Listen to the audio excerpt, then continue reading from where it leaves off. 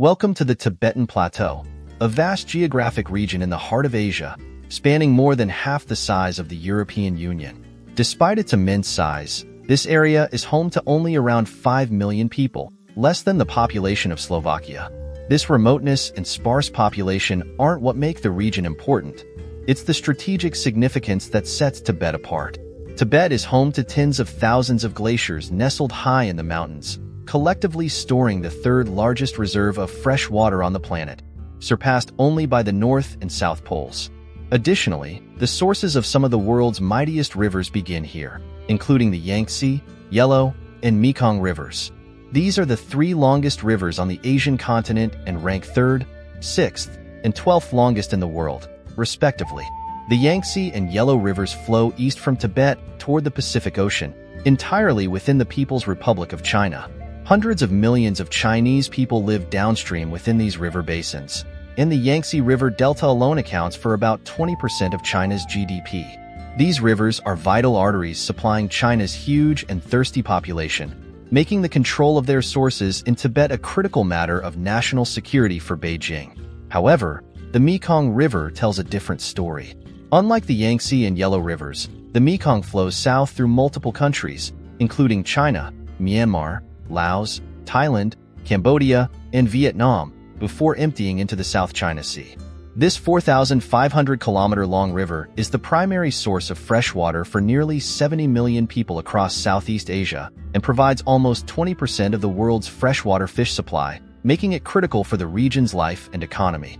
Despite its importance, the Mekong River is currently facing severe challenges. The river is dying, and much of the blame lies with the policies of China. The Mekong can be divided into two distinct areas: the lower Mekong Basin in the south, which includes broad tributary rivers in Laos, Cambodia, Thailand, and Vietnam, and the upper Mekong Basin in the north, mostly within China, where the river is known as the Lantong. The upper Mekong Basin, from Tibet's high peaks down to Southeast Asia, features steep geography that makes the water flow rapidly.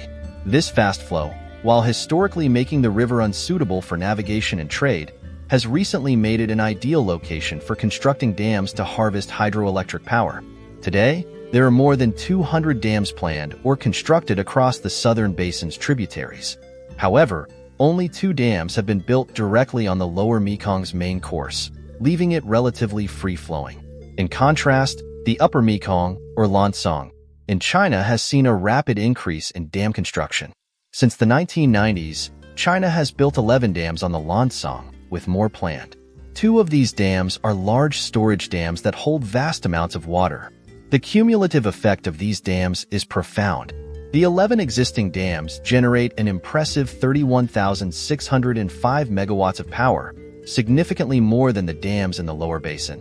This power is crucial for the region's electricity needs, but it comes at a high environmental cost. The Mekong River is suffering from historically low water levels and drought. Cambodia, for example, had to shut down its largest dams due to a lack of water, leading to severe electricity blackouts and economic disruptions.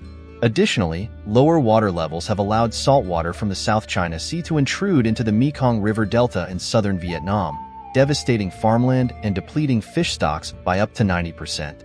The management of the Mekong River's flow has been dramatically altered by China's dams. Before the 1990s, the river's water levels rose and fell with the seasons, with the wet monsoon season and Himalayan snowmelt causing floods that deposited rich sediments on fertile floodplains. This natural rhythm has been disrupted. During the wet season, expected peak water levels are now much lower, and during the dry season, sudden releases of water from Chinese dams can cause unexpected floods downstream. The lower Mekong Basin is now facing its 4th consecutive year of severe drought. Poor rainfall, climate change, and the numerous hydropower dams are causing significant problems for the region. The livelihoods of more than 70 million people are at serious risk. Urgent steps are needed to preserve the river, its natural rhythm, and its resources. The Mekong River's story highlights the critical balance between development and environmental preservation.